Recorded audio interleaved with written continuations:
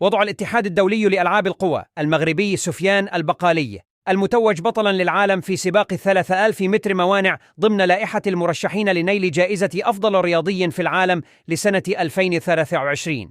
وجاء اختيار الاتحاد الدولي لألعاب القوى لسفيان البقالي ضمن لائحة الرياضيين للمنافسة على جائزة أفضل رياضي في العالم، والتي ضمت كل من الأمريكي نوا لايلز صاحب الثلاثية الذهبية في بطولة العالم ببودابست، والسويدي أرماند دوبلانتيس صاحب الرقم القياسي العالمي في القفز بالزانة، والنرويجي جاكوب إنجبريكتسن بطل العالم في 5000 متر.